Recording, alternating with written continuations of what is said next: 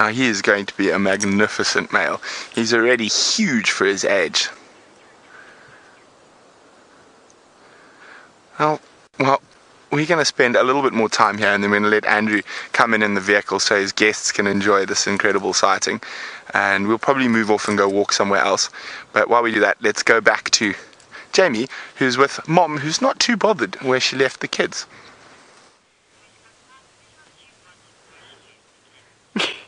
Not bothered at all. In fact, I don't think I've ever seen Karula look less bothered than she is right now, quite happily dozing away. I'm trying to toss up what we should do with our afternoon. I feel like if we leave, she's going to get up and go hunting, but we could go and take over where Brent left off with the cubs and enjoy a bit of time with them. So it's a bit confusing as to what we should do. I'm still trying to decide. Now, Sylvia, you want to know, well, why do I expect a Karula to get up and go and start hunting? Because that's what Karula does, to be honest. It's just from observation and having spent many hours with her. Leopards are not strictly nocturnal. In fact, they actually hunt at any time of the day. And there is a very strong possibility, because Karula is such a dedicated mother, and she's quite a hard worker. Even with a full belly, we see her get up, leave the cubs, go off in search of the next meal relentlessly. And she has to at the moment, because her cubs are going through that teenage growth spurt. As we mentioned earlier, Hosana is already larger than she is. So to be honest, I think that's what she's going to do. But leopards being leopards and wildlife being wildlife, they very seldom do exactly what we expect them to do. Now, I'd say probably it's a 50-50 split. So she could spend the rest of the afternoon fast asleep in the grass. I'm not quite sure exactly what she's going to do. Suspect get up and hunt. Let's put it this way. If I continue to sit here with her, she's going to continue to sleep. If I leave, she's going to get up and go and hunt. Not because it has anything to do with my presence. It's just Murphy's Law. That will just be how it goes. In the same way I feel as though at some point we might get drenched because I took the roof off.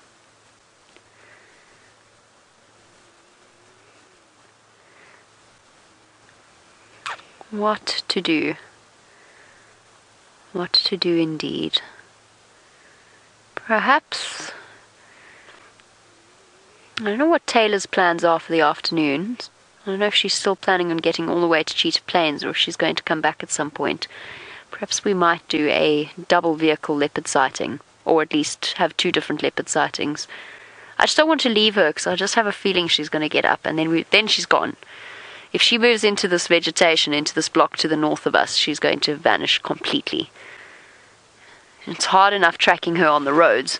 If she goes in here, she's going to vanish. There's no way we'll find her. There's a river system that she likes to follow that's just a little bit to the north of us. Good hunting area, lots of little antelope to be caught unawares. She just doesn't look like she wants to do anything right now, though. What to do, Beckles? What shall we do?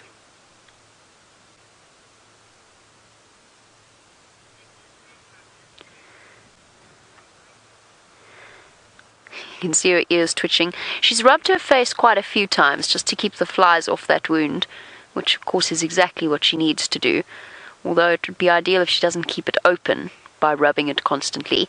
Those of you with pets will know the difficulty of a situation where they have a tiny injury but they don't leave it alone. They lick and lick and lick and lick and lick constantly to the point that they actually make things worse instead of better, and you wind up having to put a traffic cone around their heads. It's exactly the same thing with wild animals as well. They can keep it clean, but they can also make it worse if she worries at it. I don't think she will, though.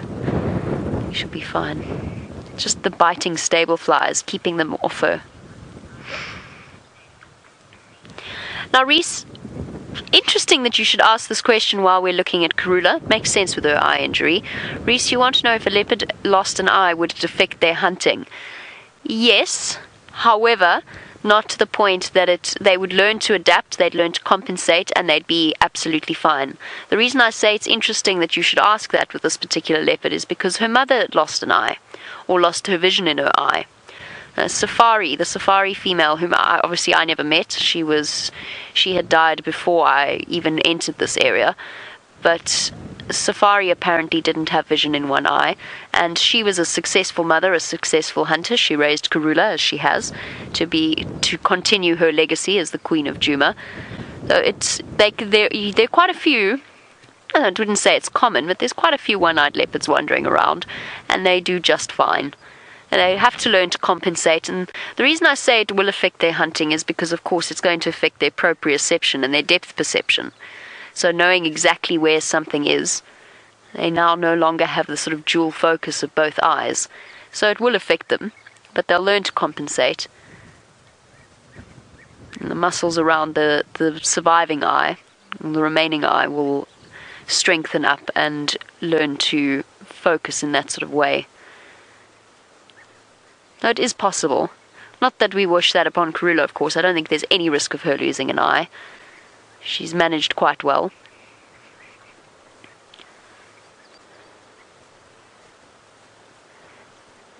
In fact, of all of her senses, I'm just thinking if there's any other grievous injuries that a leopard could continue to survive with. I don't think so. Now, you sometimes hear reports of three-legged hyenas. That's actually quite common, but a three-legged leopard would not be very successful. I also wonder what would happen to a leopard without a tail. I've never seen one. I've heard stories of them. I imagine, again, it would learn to compensate and survive, but that tail is so crucial in terms of balance and the way in which they position themselves contentedly on branches. What do you think, Viam? Leopard without a tail? Probably be fine. Scary. Be very scary.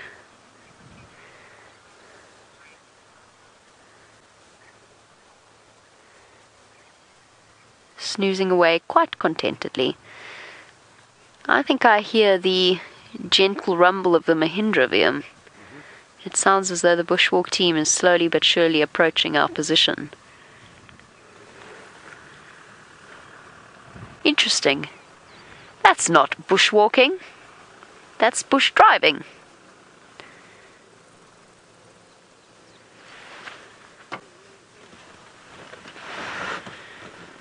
There they go. Here's Herbie grinning. Oh, best smile in the world. And the very charismatic Brian in the back, giving us his very... what's the word? That's very much a Brian pose. That thumbs up, that very affirming, life-affirming thumbs up that he's just given us. Bye, bushwalk. Alright, let's go back to our leopard then.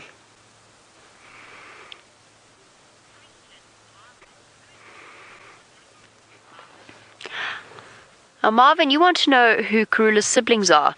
Marvin, here I have to take a step back and ask all of you who know Karula so well to step in. I believe she had a brother called Matimba. I don't think he was from the same litter, though. And as to what happened to Matimba, I think he went to the north, but I'm not 100% sure. I think she had a brother called Matimba.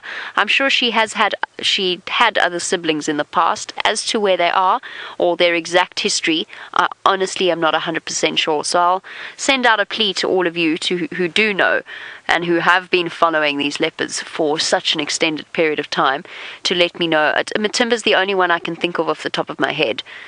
And again, I don't know. I think he was younger. Was he younger? I can't remember. I'm sorry. I did used to know that particular detail, but I don't know anything else about her other siblings. Now, Nathan, you want to know if leopards are vulnerable to other predator attacks in this area? Yes, potentially. Though the biggest threat to a leopard is a lion. It's a difficult balance to strike. Any predator out here will kill another predator if they have the opportunity. Obviously, a leopard can't kill a fully grown lion, but it could potentially kill lion cubs if it happened upon them unattended. But yes, leopards are potentially threatened by other predators. They're usually too quick for lions, but every now and again lions do catch them by surprise. We got amazing footage of Tingana nearly getting caught by a lioness, and that's the first time I've ever seen a lioness or a lion get so close to a leopard. He just managed to get up the tree in time. Generally, hyenas don't mess with them. Once they're fully grown, obviously a hyena is an incredible threat to leopard cubs, but once they're fully grown, then they are quick enough and their reflexes are fast enough and they're skilled enough to get up a tree away from a hyena. And also, to be honest, it would be a foolish hyena that picks a fight with a leopard, because they'll give as good as they get, even if a hyena is much heavier than they are. And their biggest threat, of course, to Karula's cubs, another male leopard, one that isn't known to this area. Wow, that is quite the bank of clouds. It can't be coming in from the west. If we learnt anything from yesterday's storm in a teacup, once again, it's that the weather doesn't come in from the west. If this comes in from the west, we're in deep trouble, because that means our weather's all upside down and topsy-turvy. I've never had rain come in from the west here. That's what it looked like it was going to do yesterday, but it's all blowing north. Oh, there we go. Michael, apparently her younger brother was named Matimba, and her sister's name was, sorry Rebecca, I didn't catch that, Shemba. Shemba, am I? Tsemba. Okay, so was that the older sister or the younger sister? Sorry, Bex. Unsure. Okay, so she had a sister called Tsemba and a younger brother called Matimba. Beyond that, I don't know anything more about Karula's siblings. Presumably she would have had more, but perhaps they didn't all survive. That's why Karula's always called such an exception to the rule. That's why we pointed out time and time again. Her success rate is extraordinary.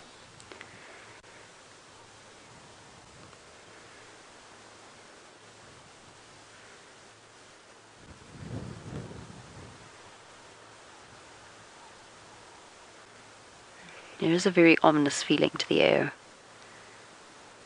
Please don't come and pour down on our heads. Especially now I've taken my roof off. Rebecca will be so cross with me.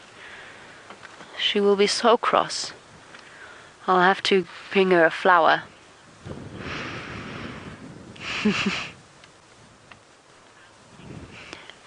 But Rebecca says she won't be cross, but she will still take the flower.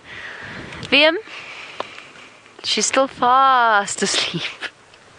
What do we do? Do we stay or do we go? Apparently Taylor's comms have disappeared. And Brent, I'm not entirely sure what's happening with Bushwalk. I assume they have some sort of a problem.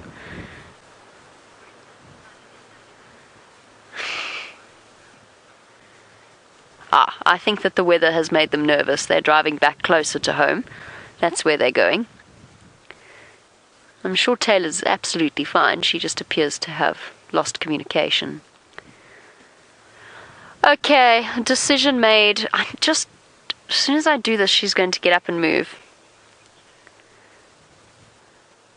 We need to trick her, pretend we're leaving. Pretend we're leaving, and then just stay around the corner. Should we see? I'm actually quite interested to see if that... Sometimes I do wonder if Karula doesn't do that. Let's just go see. I'm just curious now. We'll give her a little bit of space and just see if she does decide to get up. I think she might also be feeling a bit sore. Oh, I have lovely news. It appears as though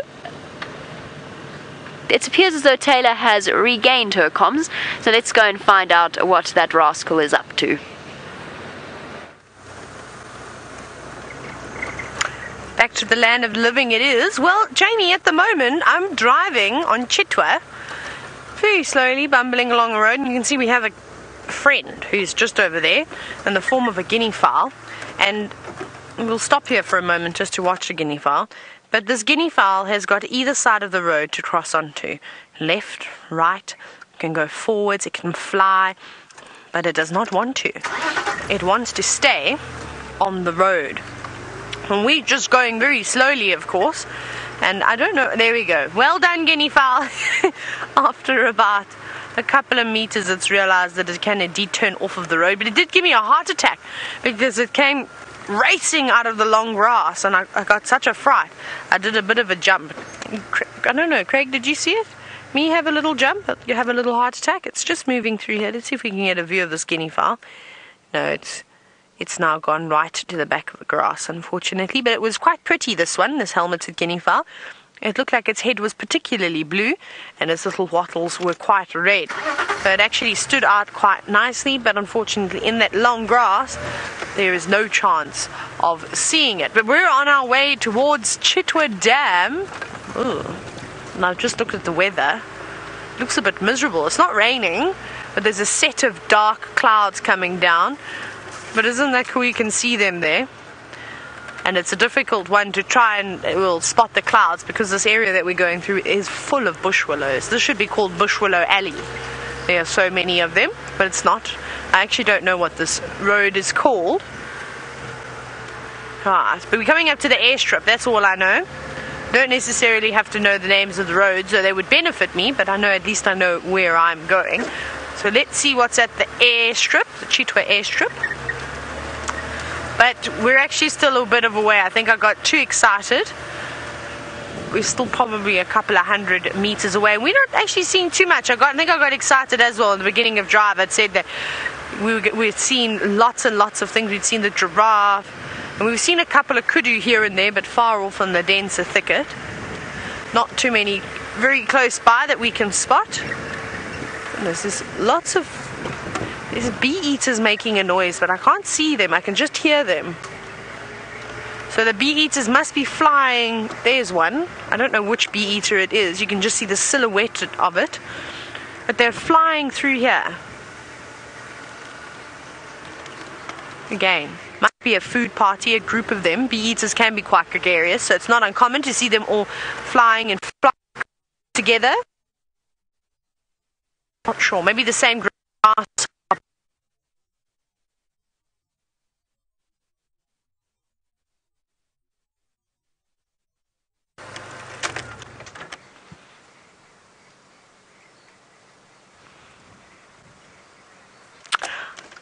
Right, it seems as though we have problems with the gremlins jumping and attacking of Wendy quite severely, so we've got to get our weaponry out to face them off. But let's go back to Brent, who's still walking around.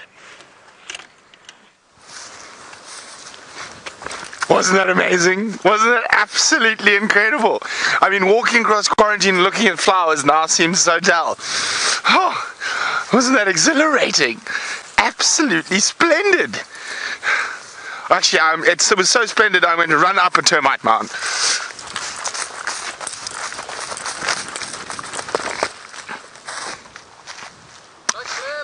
But no, let's not go quite that far, Brian. I wasn't in the circus like you. Wow, what a way to spend your afternoon, or half of it at least, being stalked by a leopard.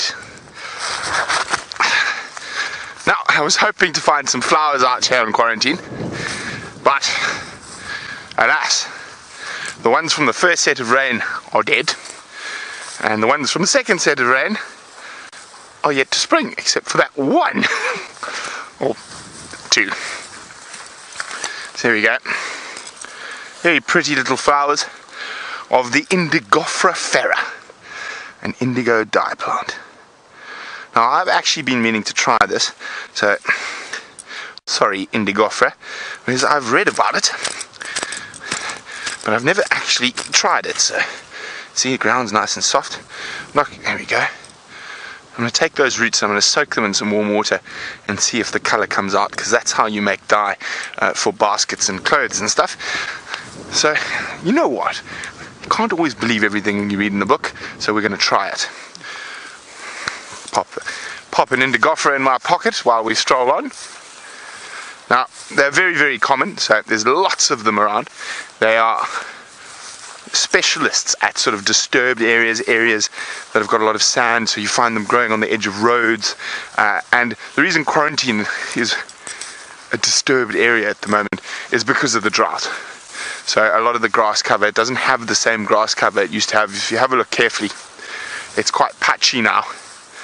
So it's going to take a while, but I'm sure it will recover.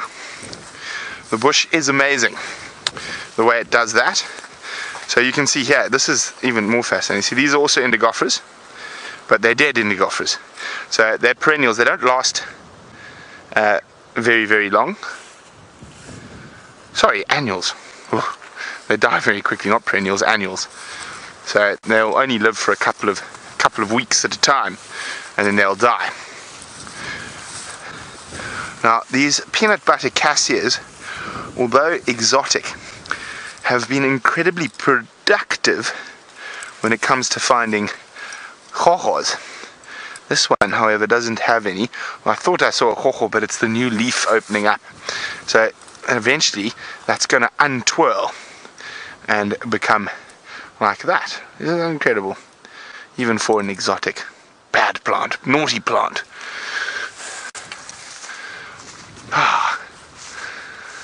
Oh, it's getting dark. There's some heavy cloud rolling in, but I think the rain will stay away from us for at least the duration of our bushwalk. I can't say anything about the guys on the cars, but it's still, cloud's quite high. Sorry, I'm still just bouncing around on cloud 9 after Xongile and Hosana on foot. So there we go, you can see off to the north, it's a bit light, much more light, but as we look to the west, to the south, and looking to the south is actually where the majority of our rain comes from. And it's quite dark and ominous in that direction. Speaking of rain, there's a rain tree.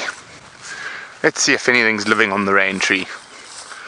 Ooh, but there's not something we see too often before we talk about the rain tree.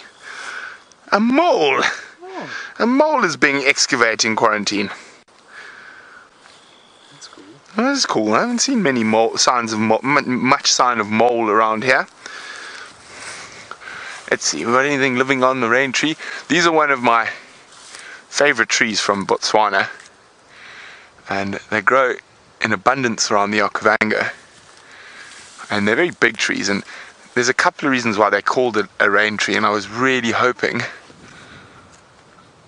we were going to find a spittlebug or two on here, but unluckily not. So spittlebugs are one of the reasons they call the rain tree. They're tiny little insects, frog hoppers or spittlebugs, and basically what they'll do is they'll sit sort of on the stem there like that, and sometimes a tree can have an infestation of them, and they will basically drink the sap and exude a single drop of urine, which is almost pure water, at a rate of absolute knots. So sometimes when there's no rain and sunny skies, you get under a rain tree and you're, oh, it's raining, and it's just the spittle bugs peeing on you. Now, another reason they call the rain tree is if you, this one's a bit, let me use my stick rather. When the wind blows, they say it sounds like rain, but what do you think? I just think it sounds like rustling leaves. But there's a very important rule if you are building a house or a lodge out in the bush, and that's never build your house under a rain tree, because they fall down very easily. So they fall over easily in the wind. Now, it seems because we had to depart, I'm quite jealous now, I'm actually quite a little bit upset. We had to depart Xongile and Hosana. Jamie has made the right call by going there, but she can only see Xongile. I wonder if Hosana's stalking her. I hear that Brent has been dispensing words of wisdom that sound a lot like don't build your house on the sandy land. Oh, we have indeed joined Xongile, who is imitating her mum, right down to the W on her forehead. You sleepy cat. So, too much excitement for the day. Apparently Brent was wondering if perhaps Hosana is stalking us. I hope so. Well, I think that's the only way we're going to see him. I can't find him. I absolutely can't find him. I have a feeling we're being watched once again. I was right about Brent. I have a feeling I'm right about this. But as to where... Xongile, where's your brother? Where's your brother? Oh, hold on. Brent's going to tell me where her brother is. Standing by.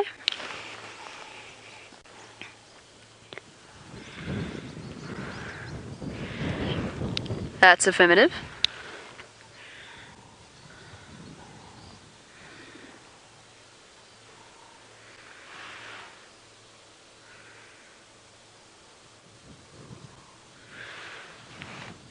Copy that, thanks, Brent. I have a confession to make. Both Vim and myself completely missed Xongile.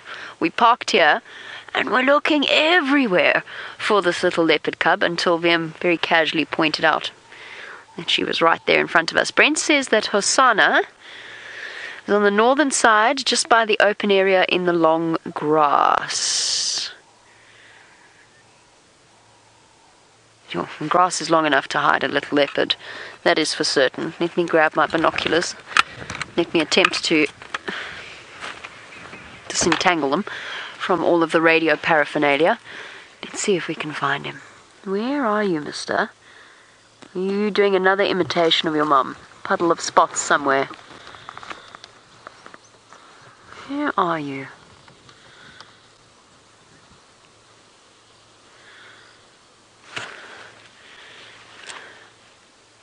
Now it's a race to see who spots him.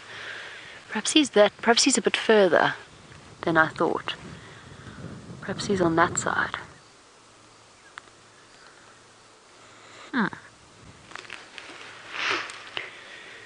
Mysterious. Deeply mysterious. Well, a leopard in the hand is worth two in the bush. I'm sure he's here somewhere. He'll make himself known to us eventually. I'm hoping in this nice cool weather he might decide to come out and play some more with Xongile. And then perhaps we'll be able to get some really lovely time spent with them, enjoying each other's company. What a contented leopard cub. She must feel quite safe, actually. The dam wall at her back, water below her. Nothing is going to come creeping up on her without making a significant amount of noise.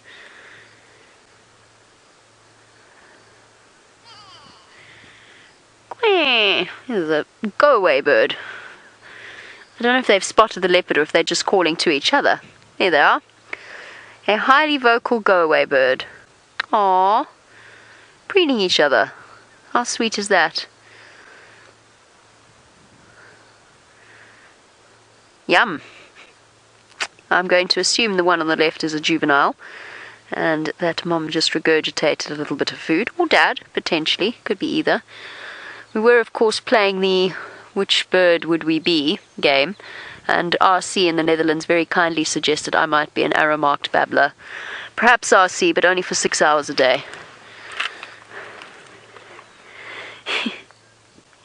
This is so sweet. Look at it begging and being fed by the adult. It's got its full plumage. I mean, it's fully fledged at this point.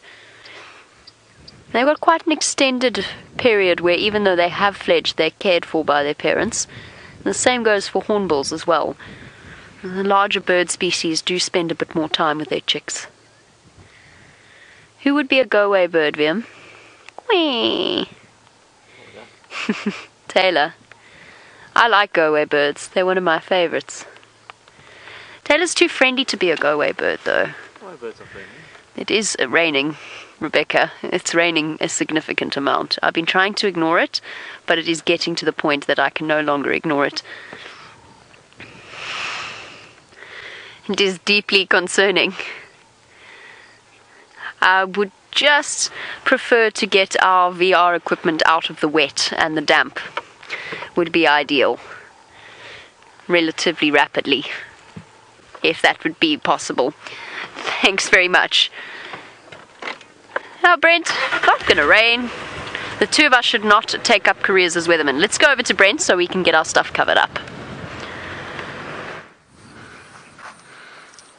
Oh, hello, welcome back. Yes, we're still finding it quite hard to trump Hosana stalking us, but we're trying. So, what we decided to do, as a human being, of course, we're not very good at stalking. We think we are, but as you saw, Hosana's much better. So quite often, actually, traditional hunters... we're going to change our direction. Jamie and I are definitely bad at being weathermen. What do you see? Oh, we can see the rain. Now, welcome to the bushwalk jog, as we move quite quickly. Oh my goodness, where did this come from? We just got to get some rain covers out of the back, but I think we're going to make it to the car while we do that. We're going to keep walking, because obviously the bushwalk's quite sensitive. there's no covers and stuff to go over it. Herbie's just getting it out of his back. Well, you've got to see us do a bushwalk jog, get stalked by a leopard.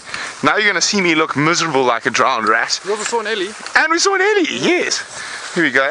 Oh, thank you. That's not for the camera, that's for me. No, no need to. I was going to put this over at Brian's back quickly. I'll keep talking to you while I do it.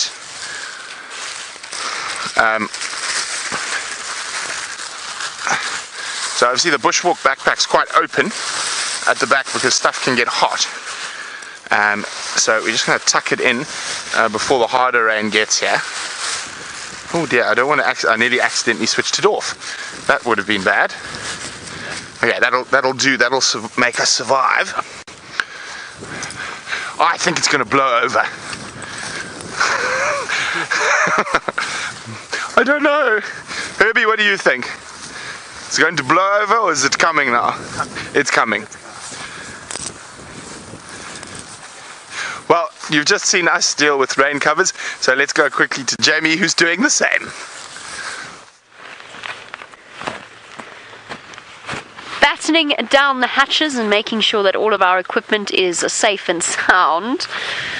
Oh dear, VM. This afternoon has not gone our way in terms of choices. You will see a gentleman in the front. His name is Rollo. Am I pronouncing that right? You are. I am, yes. Rollo is one member of a 3-person team that is responsible for the vast amount of equipment that sits on front of the vehicle in the form of the VR rig. So that was what that big ball was, and that is to provide 360-degree videos, you know, the kind that you can put into those, what do you call those, virtual reality headsets. You can look all around. Yes. That is Rollo, and he is busy covering everything up. And we'll do a proper introduction in a moment once we've made sure that everything is spick and span. Go away, weather. You only had an hour more to go. I had visions of a VR with leopard cubs playing around us, Xongile lying in front of the vehicle. Now if we tried to do a VR, it would just be a black plastic blur, which I don't think is going to work terribly well. Where are you from, Rollo? From England. From England. Dorset. From Dorset. I like Dorset. It's very pretty. It is beautiful. It is beautiful. Not as good as Louis here. Yeah. No, look, you'd have to try hard to top this. You would definitely have to try hard. Rebecca would like you to speak in the Dorset accent. You'll have to do it into my microphone. Down in Dorset. Down in Dorset. On our tractors. Love it. I love a West Country accent. The trackers. Okay, I'm not very good at this, but I do enjoy it. I'm good to go. Yep.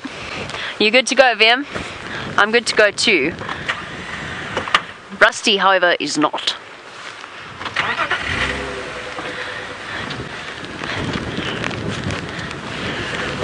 Rebecca encouraging us as Power Rangers, because we've all apparently lost our minds this afternoon. The Power Rangers were cool, I get it. Okay, right. Now, the next decision. I think we can tough this out, Viam, for now. How do you feel? You happy? It is, of course, the camera operator's call. As soon as they feel that our equipment's getting too wet, then we'll have to race back and get the roof. But for now, it's really just horrible wind. It's not... Let me do this quite slowly so I don't startle Xongi. It's not too serious. Hello, Baba. Hi, my girl. Hey, gorgeous. I'm just going to slide back a fraction so the branch is not in her face. Hello, my girl. Hey, sweetheart. This is a whole lot more rain than you've ever been used to up until relatively recently, baby of the drought. This is a whole new experience for you. This is called a wet season, Xongile. And last year when you were born, there wasn't one, even though there was meant to be. Now you have to learn to deal with it. Shame. She looks quite miserable. It's cold, it's windy. Little madam, perhaps you should go and find yourself somewhere slightly more sheltered. Our animals out here, of course, don't have anywhere to go and hide. They just have to sit out the weather. And I wonder if she knows that this kind of weather means really good prospects for dinner. That her mum will most definitely be getting up and off in search of food. Now we've got another decision to make. Since the weather's closed in like this, should we go back to Karula? Because I think she's going to use this to her full advantage. The howl of the wind, the sudden darkness. Rebecca tells me that there is apparently a solar eclipse happening. I pointed out that was just the clouds eclipsing the sun, but apparently there really is a solar eclipse occurring. No chance of us seeing that, I'm afraid. Unfortunately, we're going to have to miss that one out. It's a full eclipse. It is a full eclipse. We are being thoroughly eclipsed by the rain clouds. And all of a sudden, just like that, the frogs start. Like clockwork.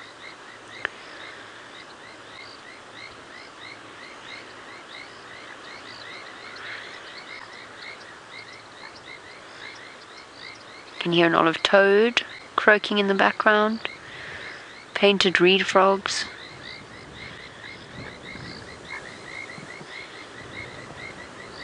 No bubbling casinas or cassinas in this dam. Isn't that a nice soundtrack to fall asleep to? Hey Xongile? The best lullaby in the world.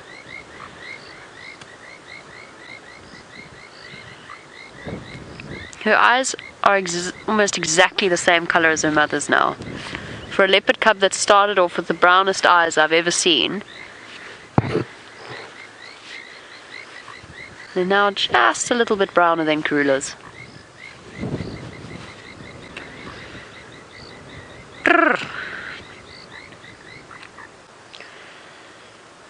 Okay. What should we do? Go back to Karula?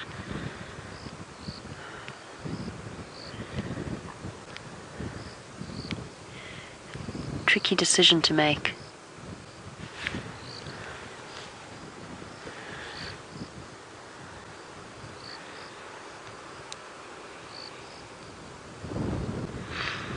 Oof.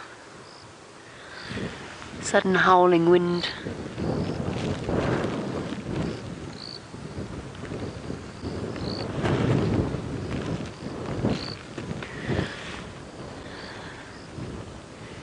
I wonder where Hosana is.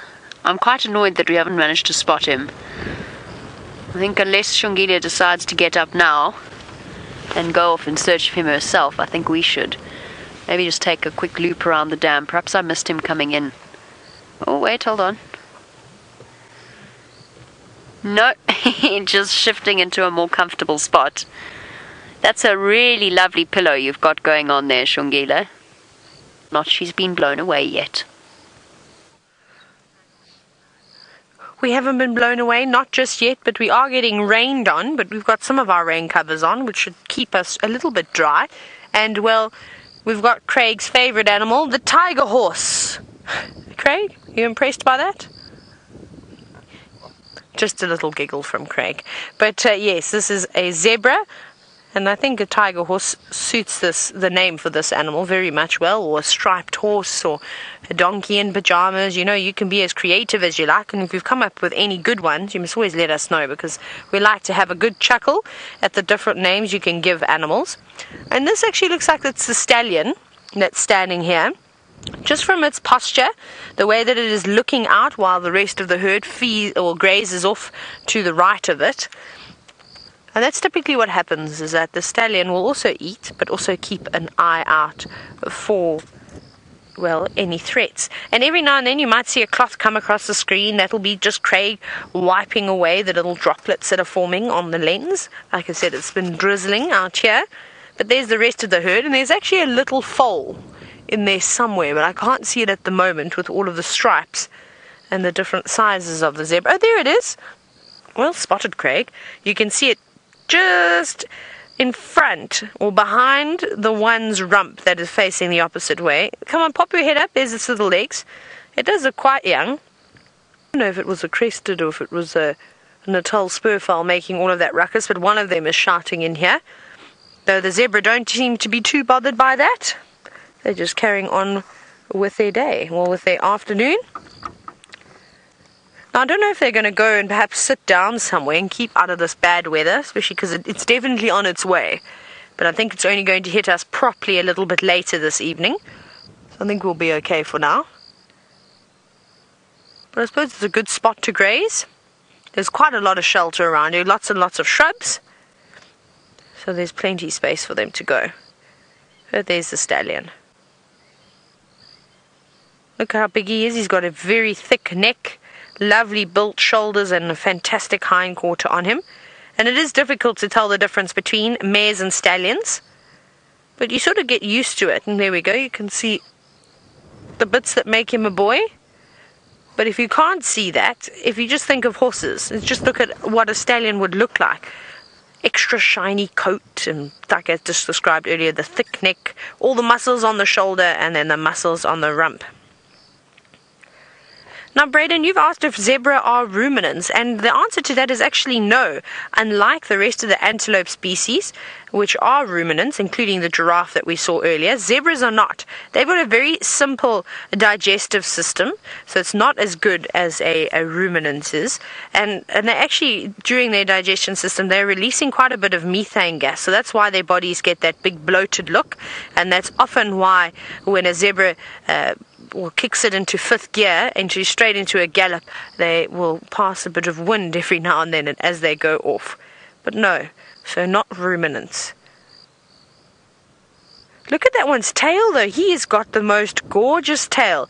Now, if I remember correctly, the hours and hours that I spent trying to untangle my horse's tails with a brush and sort of like a conditioner for their tail as well, because it's terrible. That looks lovely and neat, and that's never had a brush go through it.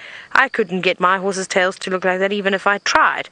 I, of course, had the naughtiest horses. Mac, you said that he is a stunning zebra, even in this dim light. I have to agree with you. We won't be able to stay with them for too much longer, just because, well, it's going to be very difficult to view them. It's getting dark very quickly with this thick cloud cover coming out and about. But he's just everything about him is wonderful. Big, beautiful ears, lovely mane. Excuse me. Now, Red Fire, you're wondering if it is true that a zebra's pattern is like a fingerprints and it is unique. That is indeed correct. That's 100% correct. So there's no two stripes, two same patterns to any zebra. And what they do in zoos or in breeding centers to try and form ID kits of the various zebras is that let's find one that is going to face sideways. Craig, can you see that mare that's got quite a belly on her? She's got her body turned sideways to us. If you go a little bit to the right, a little bit more, there we go. And then if we can have a look at her front left shoulder, you see that there's a triangle of stripes forming on the front left shoulder. So they'll take that, they'll sort of take a picture of that particular marking, and that's what they will use in order to identify the various zebras. If they're doing research or if it's a breeding program, whatever it may be, that is what they will use. But how cool is that? Isn't this such a lovely herd? I can't believe they stay clean.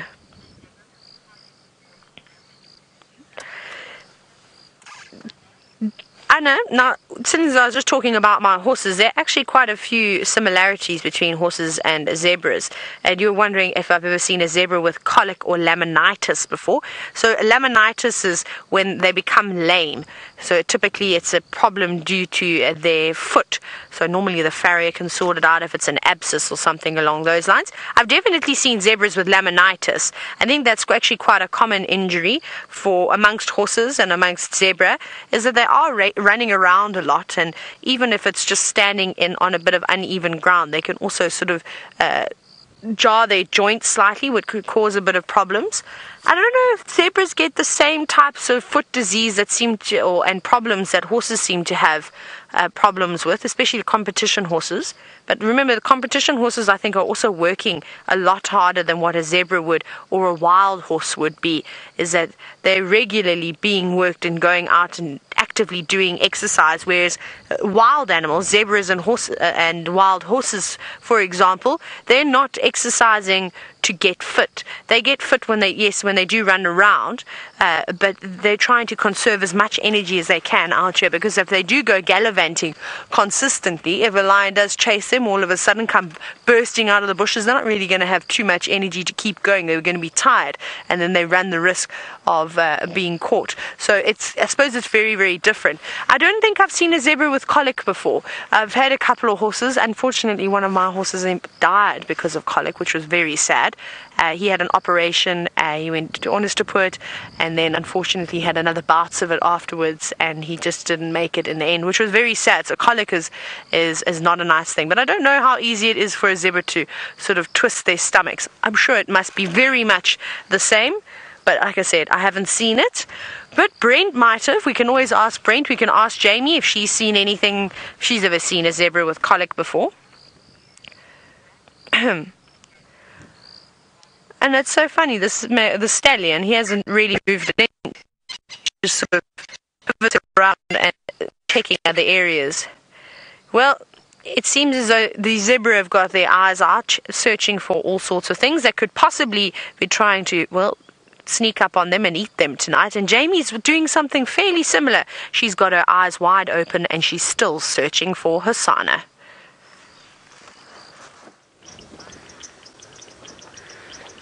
Eyes wide open, just like Xongile, who appears to be waking up. She's shuffled around a little bit. So I went to go and have a look for Hosana, and I think he's just taken himself off on a little stroll, because Andrew was here just a few minutes before I got here, and he said he had both cubs. So I think he's just gone on a little wander, as they are wont to do every now and again. I'm not too concerned. I'm sure he's around. Perhaps went to go wander off, hoping that Mom had brought back some dinner for him.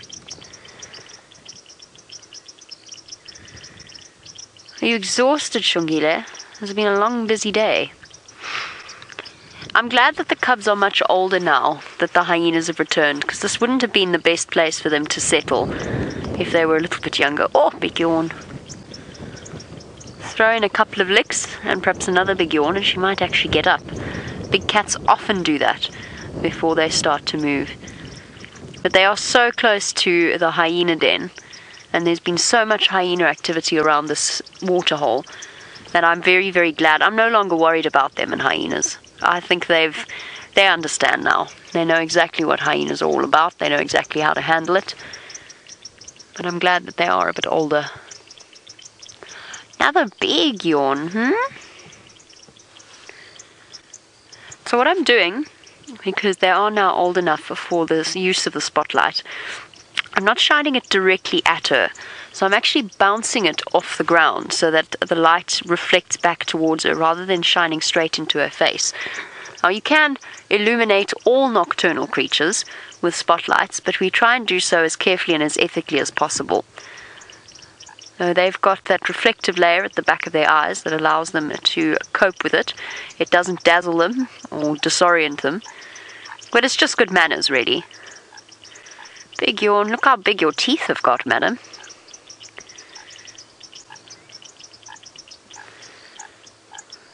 Olive toad. No, it's not olive toad, I'm sorry. I'm talking nonsense. It's a foam nest frog. It is a foam nest tree frog that's calling like that.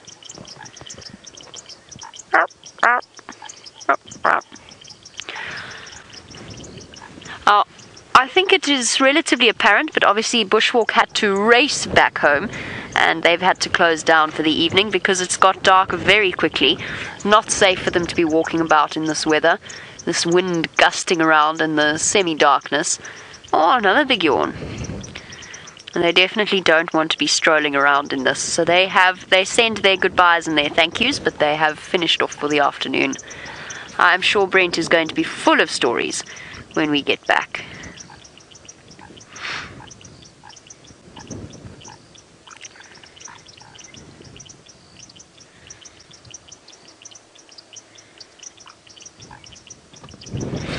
Oh, it's interesting that the Karula's left them at this dam a lot, regularly.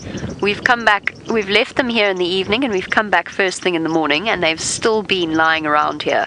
This is obviously a very familiar, very comfortable place to them. It doesn't seem to bother them that they are right out in the open. And actually, being at this waterhole isn't too much of a danger right now because the place is so full of puddles that there's very little that's actually coming to drink here. Even a pride of lions strolling through would probably have stopped and had a drink at various puddles along the way. So it's a good spot. Yes, that's it. Get rid of all the ticks. You can't beat yourself with a weeping wattle in the same way we can.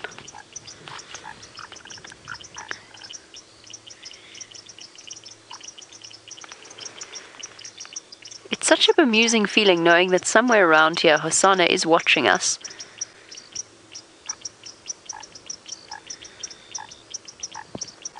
Keeping an eye on his sister. He's probably going to pop out unexpectedly and pounce on her.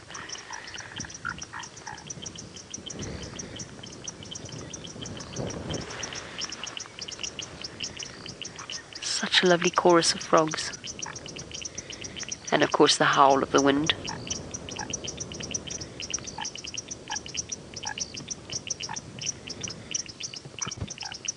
Alright, I'm just going to take the spotlight off her for a little bit. I just want to do a check around the area. It's now dark enough that I should just get the reflection of his eyes. Sorry, if he is around here. Don't think he's going to be on the southern side. No, it's not quite dark enough yet. Ah, voila, says Wiem. He has the solution. Leopard in infrared. Now there's no lights on her at all, and we can see her. You're looking a little green, Shoggy. You feeling all right? And we can see her crystal clearly. That's the wonderful thing about infrared, is it actually especially for situations where the leopard or the animal is hunting. Now we've spoken about this before and I just touched on it with the ethics of spotlighting. Obviously you really don't want to be spotlighting a hunting big cat because you're either going to give away their position or you are going to dazzle the animal that they're hunting, which is hugely unfair. So this is where the true joy of infrared filming comes in. And we had so much fun playing with it when James was in the Mara. Oh, all kinds of things happening there, Wiem. Yeah, it broke for a second. It broke for a second. Is it fixed now? Yeah. You got it. It's not easy fumbling under rain covers either. Okay, Wiem, the ever handy Wiem, has managed to sort it all out. And then we disconnected our IR lights for a while. And then did you make that panel, Wiem? You make it yourself? Well, Sort of. Viem's now reassembled or assembled a panel of infrared lights so that we can enjoy moments like these. Next we just need to master thermal imaging and we'll be set.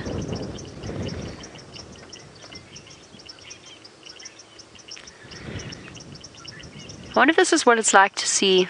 No, I suppose it's not. That's a silly thing to say. I was going to say to see like a leopard does in the dark. Dave and I had such a magical experience sitting in complete pitch blackness. And we were watching the Nkuhuma Pride and they all started to roar all around us. It was on one hand quite an instinctively disconcerting experience, even though I knew that we were absolutely fine. It was also really, truly special, especially when all of the cubs started joining in and roaring with them.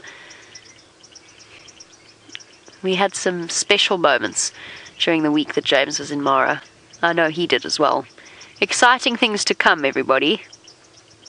I hope you're all as excited as we are.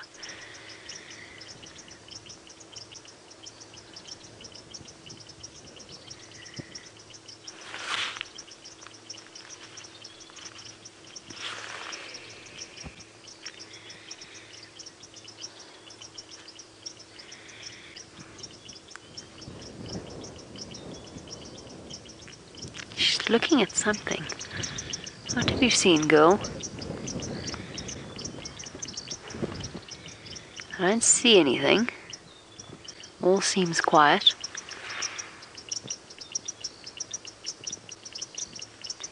You've got big as well, madam. She's actually grown a lot.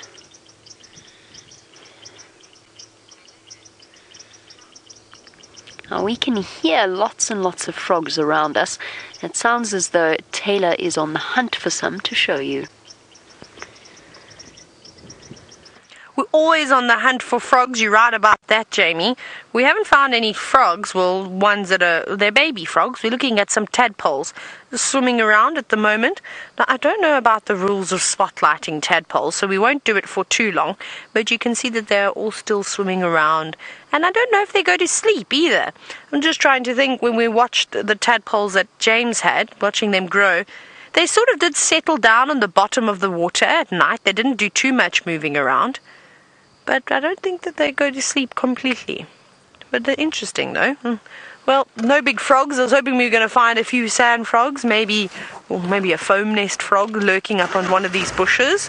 But sadly, nothing in this little pan.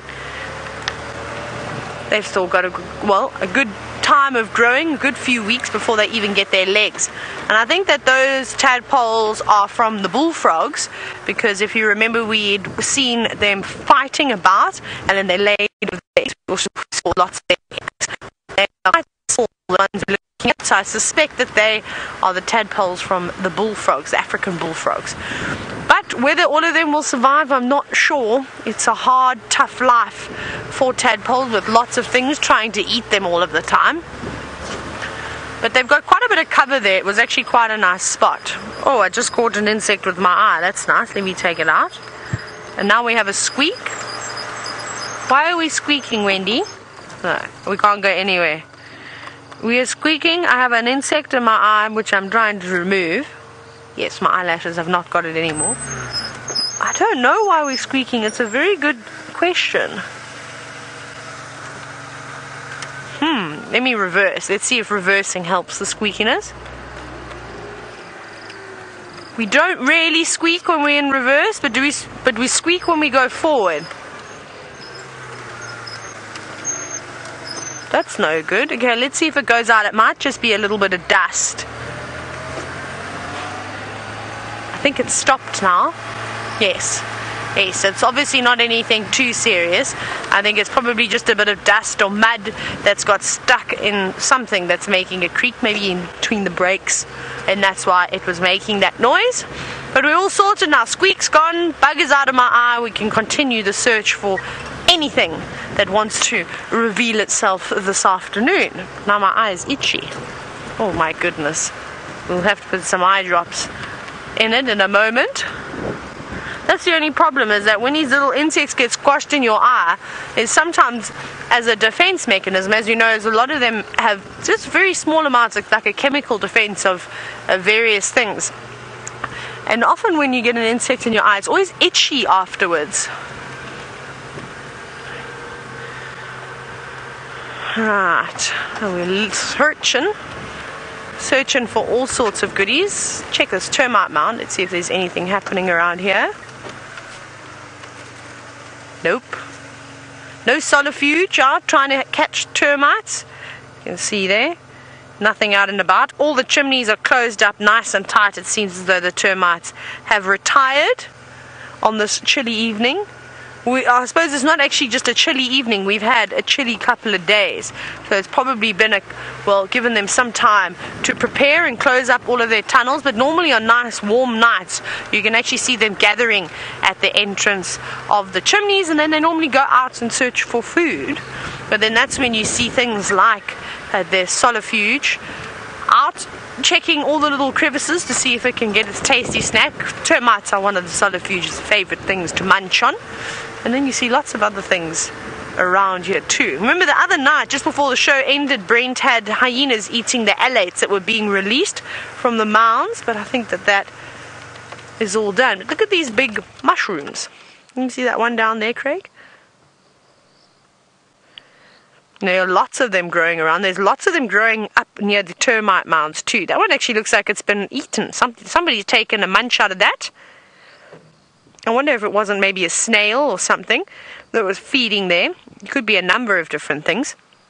And this is also what the termites are growing. So often you see these explosions of fungi around the termite mounds, and that's these large fungus growing termites that are working hard and growing all of them. You typically see mushrooms coming out after a thunderstorm.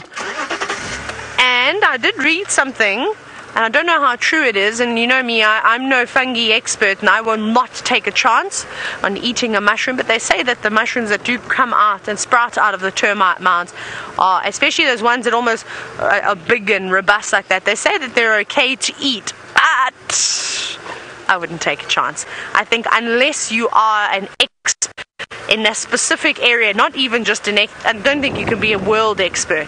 I probably wouldn't take a chance at all. Searching around here, there's, like I said, this wind unfortunately is difficult for us this evening. There isn't much out and about. We're going to keep persevering on, and Jamie it doesn't sound like she's had too much luck with finding Hosana, but at least his sister is still around.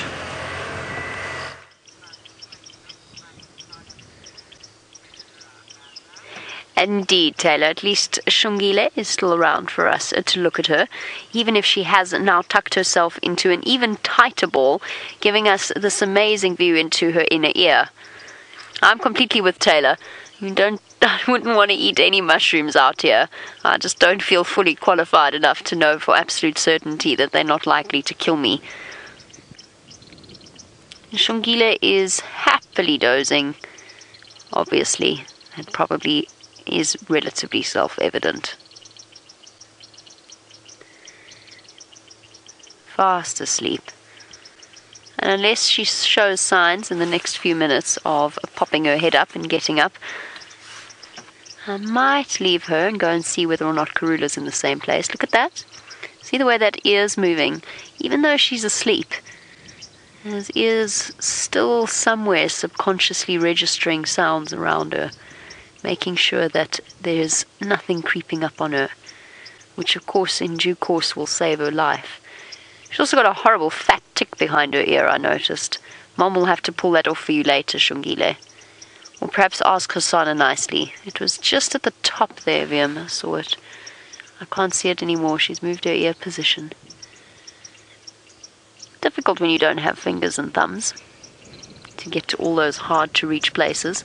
I mentioned hyenas, and I heard a hyena whooping not too far away from us. They do regularly like to walk this path, so I'm keeping a close eye out. Even though we don't have the spotlight on Xongile, I've got it in hand in case I need to check around us. I'm going to just keep regularly doing that, just in case Hosana pops up.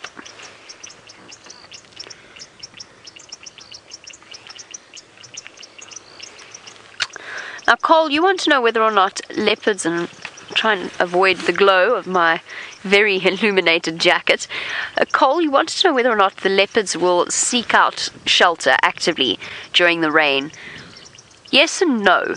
They'll often actively hunt in the rain because it's good hunting weather, so they will do that. However, I have seen more than my fair share of very miserable looking cats, whether they be leopards, cheetah or lion, all tucked up as tightly as they can underneath the thickest bush they can find. Sometimes they will seek shelter if they're not feeling too hungry, then they will, but they can and do use this sort of weather to their advantage, and that goes for all of them.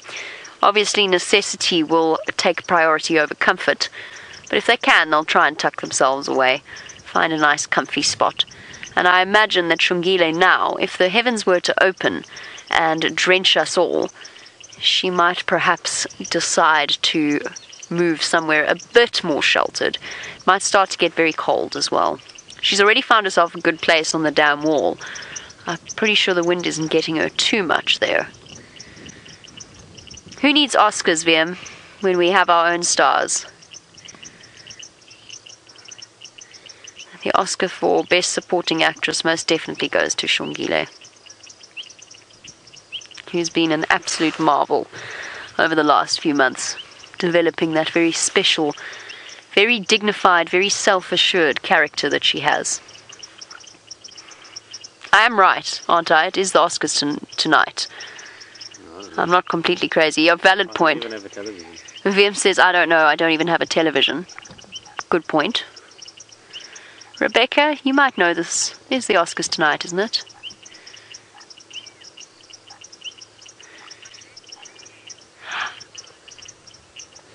Rebecca says she doesn't have a TV either. I'm pretty sure the Oscars is tonight. You've got a TV, Jamie. You should know. Do you think I spend much time watching that TV? What do you think in that house? Especially during over the weekend with the rugby on. There we go. I'm back to normal. I can't actually look back there, otherwise my eyeballs might explode. I just had to wait for... Sorry, Rebecca, but there was no option there. Here we go. Let me not block Xongile here. Let me turn this way so I don't block her. I don't know. I think it's the Oscars. Oh, all right. Sorry, Rebecca. Can we do this? This is awkward.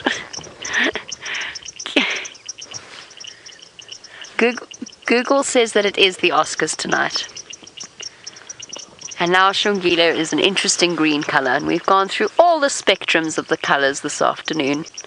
Mostly grey, and a little bit of green thrown in, and a bit of gold for the leopards.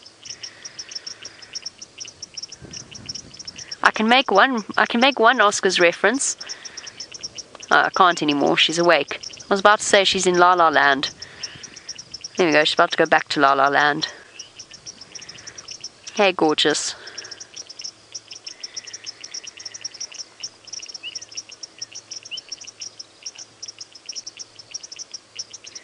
Very peaceful way to spend an evening.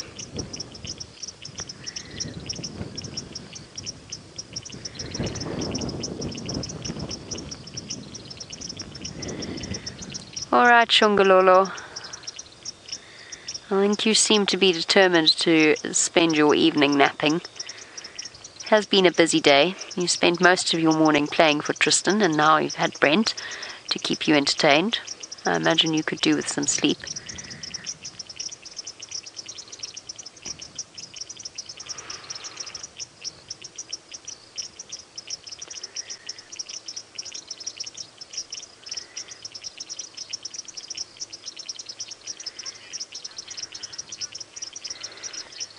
Anna says, she is so beautiful. I agree, Anna. Even when she's green in colour, she's still gorgeous. Such a striking little leopard. You can't help but wonder when you spend as much time as we do, and I'm sure you all feel the same. You can't help but let your mind wander to what's going to happen to Xongile. How big is she going to get? Where is she going to end up? What's she going to get up to?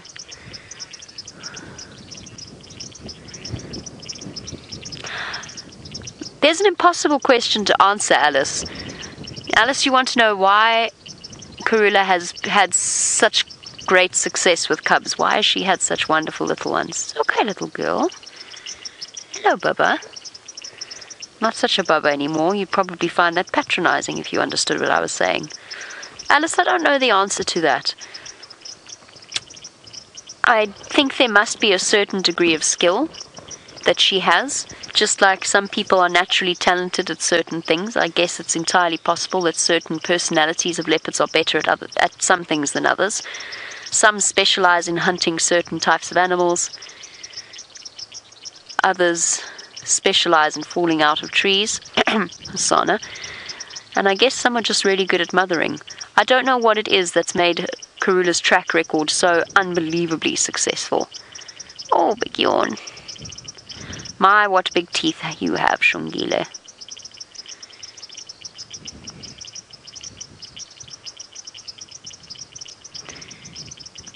She looks like she's wide awake now.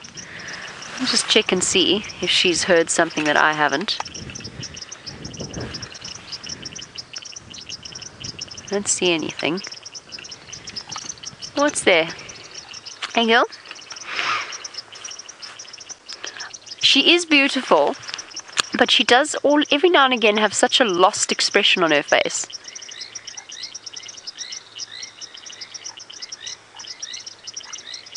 Hello, girlie. Hey, sweetheart. It's okay.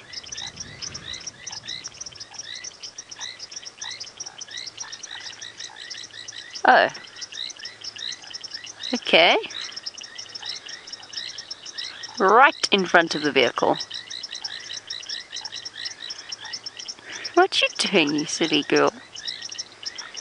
Well, here we stay, ladies and gentlemen, until Madame Xongile decides to move, because if I start the vehicle now, she's going to jump out of her skin. That little tail. Shh. Oops, sorry. She really is the most confiding leopard I have ever encountered. I'm going to sit patiently here, for Xongile has removed all other options. Let's go and find out where Taylor is. You can't see anything at the moment, but you might be able to listen and hear the impala moving around. And you can sort of just see them. But it's very light. Not very light, it's very dark. Because I've had to switch off all of my lights because these animals aren't, well, the greatest friends with the spotlight, so we shall leave them in peace. Good night, guys. And I wish you could see what they're doing. I'll just keep driving for the moment, but they're basically all grooming each other. It's actually really sweet. Little ones all up, standing next to mom, giving little nibbles, combing their funny-looking teeth through the hair, getting all ticks and things are out and about. Though I think Brent managed to collect most of the ticks out here, so the impala should be happy about that. Maybe not the oxpeckers because he's now stolen their food. But they've all come out onto quarantine. Oh, okay, I'll get to that question now. But all those impala and that one wildebeest have come out onto quarantine just so that they can see a bit better. It's very overcast this evening. Now, Tony, speaking of those parasites that love to suck the blood from the various mammals, is that you were asking if all tick species bury their heads in their prey. Sure. Well, every time I've ever had to pull a tick off of my own body and off of my dog's, it's always been an absolute nightmare. Let's go the scenic way around, and we can put the lights back on now. It's always been a nightmare because the species of ticks that I seem to have removed from them all seem to bury their heads, so you've got to do it nice and gently and make sure that the head doesn't get stuck behind. You know, so either smothering them in what do you call it again? What do we call it? The petroleum jelly. Vaseline is the word that I would use, but petroleum jelly you could use as well. So you do that, or you could burn them if you're brave enough. If it's a big enough tick, a lighter works very well, or a match. That normally makes them let go, and then you can remove them safely. So I would say I'm fairly confident saying most of them do, because I can't imagine if they don't that they'd have a very good grip. Though pepper ticks are so tiny, whether they're able to do that, I'm not uncertain, because pepper ticks are actually quite easy to get off of you, but the problem is trying to spot them because they blend in. Well, in my case, they blend into my freckles, and then I can't tell what is what. So that's probably the hardest part, but you can sort of scrape those ticks off and they come off in one go. And I'd love to actually have a look at a pepper tick under a microscope. That would be, I think, quite nice to see what they actually look up close, because the other ticks are so big you can see their mouth parts, and you've seen how beautiful the bont tick, the one that's got the sort of the blues and yellows on it, how lovely they look under the microscope. But a pepper tick that is the size of a pinhead, well, that would be interesting to see. They're so soft bodies, so they're not as robust. But yeah, that's actually quite interesting, and that's what I'm thoroughly enjoying most about Safari Live, is the different types of questions that you get asked. Because I suppose as you start watching the show for years and years, you want to know more, where the typical questions that we're normally asked as guides. We were actually chatting about this today, how great it is that we are able to go into so much more detail out here about animal behavior. Is most of the time it's sort of just very brief answers, and you can go into a bit of detail, but everybody's also on holiday and just wanting to have a bit of fun and a good laugh and watch the animals do exciting things. So that's really cool. So it's really nice that we're able to go a bit more in depth. So keep sending in those questions. See, like, this is a different mushroom. Let me see if I can find it, and I think I might be mistaken, but I'm going to give it a bash. I think I know which one this is. But don't take my word on it, because I don't want anybody to eat one. Is that a bit too close? Oh no, you can see it there. You see that one? It's quite pretty, isn't it?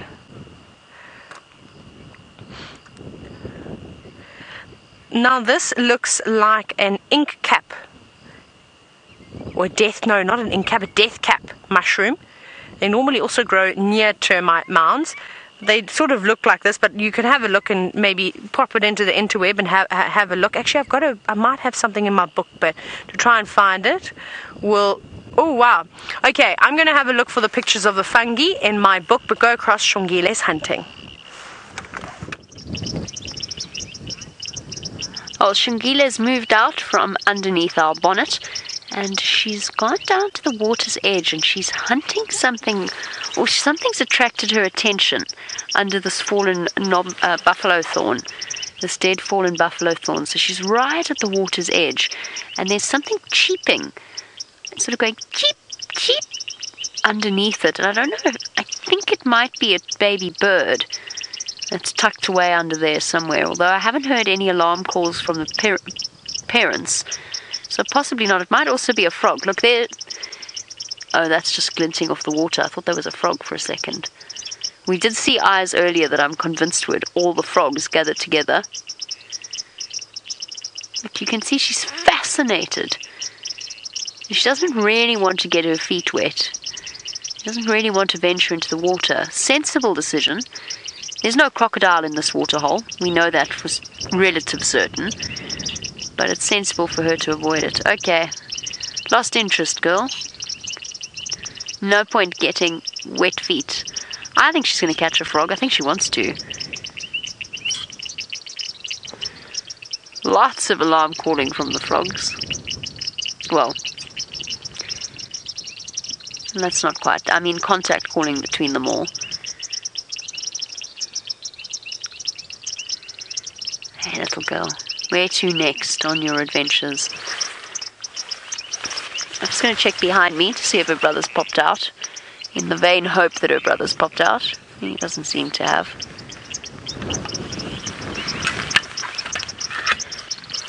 Wow, Vim, that is an impressive infrared light.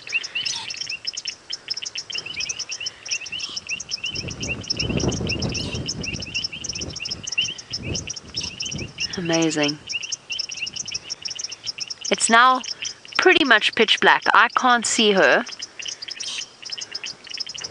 with my own eyes, but we can see her clear as day on the screen. Full of curiosity, stopping to sniff and investigate every smell. That seems as good a place as any to plonk oneself down for a bit.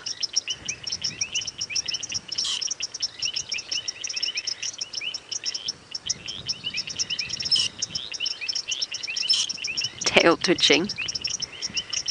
You don't want to eat a frog, Xongile. It won't be a very satisfying or delicious meal at all. Oh, hold on. How amazing is that? She's calling.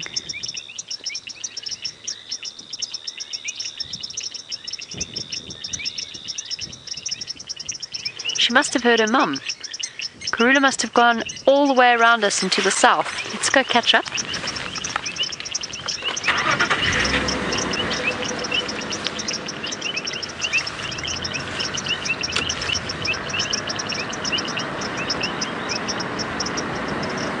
Where is she? There she is. Okay. I'll switch off my vehicle so that she can hear Mom if she... I'm going to switch the light off as well. You can just sit without the spotlight. Let's see if she continues to call. Just want to make sure that she can hear Mom's response. It is quite a windy night. Bless you! Oh, that was the cutest sneeze ever. Don't worry, Xongi. I've had allergies too recently.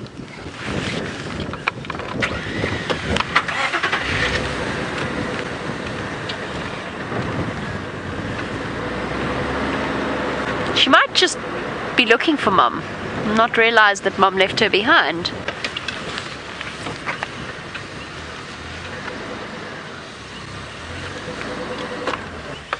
Alright, I'm going to stick with her, but let's go over to Taylor, who got interrupted in the middle of a tale.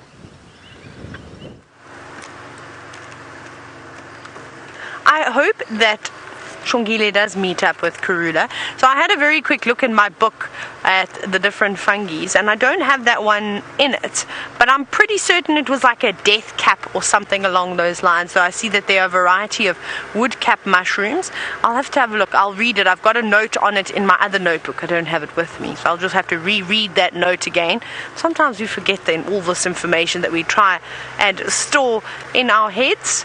But no, that one I'm not remembering. But when no luck with chameleons, it's a little bit sad, and I'm also a bit sad that we didn't have any luck with Kuchava on Cheetah Plains. Oh my goodness, Xongile is calling. Let's go across to her.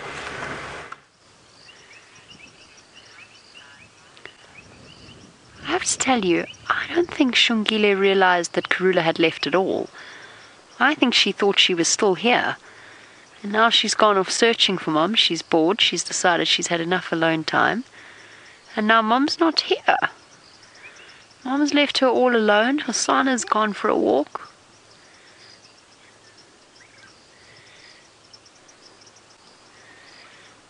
I think it's too windy for you to be able to hear those contact calls. I'm actually going to let her go off into the darkness. I'm not going to follow her. I don't think it is appropriate with her in this hyena heavy area, walking in the dark with the wind blowing, calling. I don't think we'll follow her any further. We'll say goodbye to Xongile for tonight, unless she comes back to us. Let's just wait and see. We can still stretch it a little bit. But I'm not going to follow her off-road at night. Alright, sweetheart. Your mum will come back. Don't worry. She always does. And now we're going to switch back to regular light. There we go. Are we back to regular light? Yes, we are. There we are. William says he just couldn't find the button. I was going to say, I don't remember being that green before. Shame, that was so sweet. But we're not going to follow her. It just doesn't... We'll just leave her to go about her evening business and not get separated from the rest of them.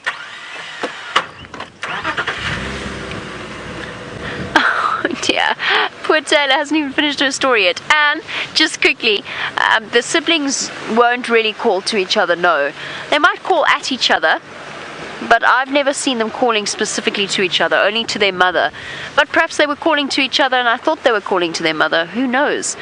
Let us go across to poor Taylor, who just keeps getting interrupted.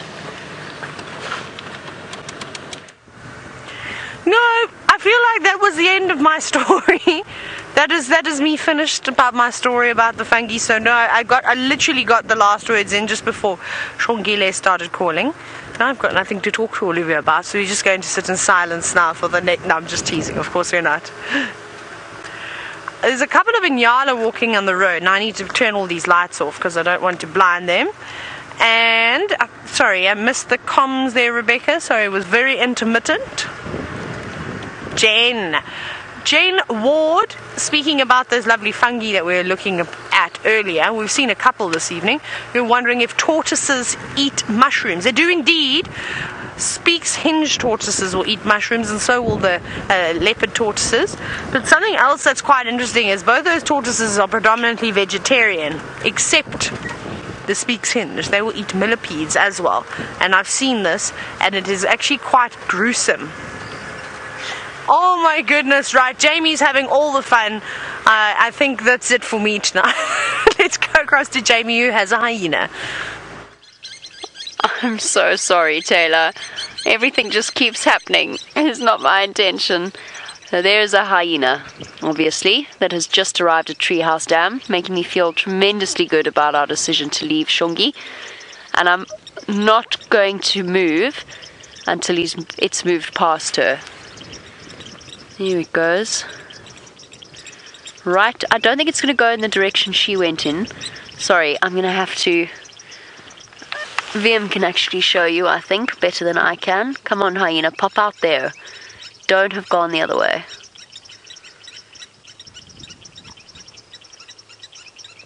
Okay.